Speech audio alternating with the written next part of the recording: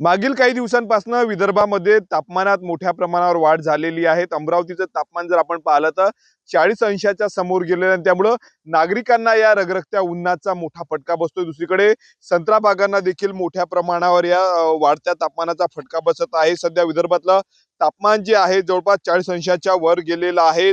सध्या आपण पाहिलं तर आंबिया बहार जो आहे तो सध्या संत्र्याचा आहे, परंतु आंबिया बहारात असलेल्या छोट्या छोट्या संत्र्यांना जो आहे तो याचा फटका बसत असल्याचं शेतकऱ्यांनी सांगितलेलं आहे. संत्रा जो आहे तो गळून पडत असल्याचं देखील आपल्याला पाहायला मिळतं. आपण बघू शकतो अशा पद्धतीने छोटे छोटे जे झाडावर संत्र असतात ते गळून या ठिकाणी पडत आहेत.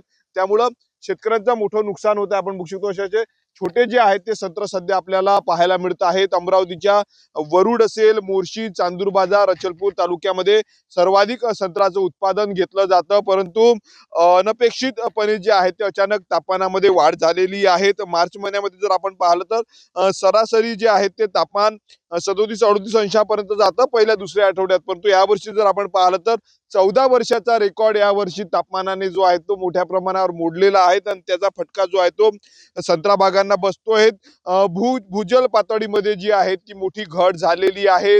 जमिनीचा ओलावा जो आहे तो या वाढत्या तापमानामुळे तुटत आहे आणि याचा फटका जर आपण पाहिलं तर संत्रा बागांवर बसत आहे. त्यामुळे ज्या शेतकऱ्याकडे सिंचन आहे ते शेतकरी सिंचनाच्या माध्यमातून पाणी देत आहे, परंतु ज्या शेतकऱ्यांकडे पुरेशी सिंचनाची व्यवस्था नाही त्या संत्रा उत्पादक शेतकऱ्यांचं मात्र मोठं नुकसान होत आहे. स्वप्नील उमाप, TV9 मराठी, अमरावती.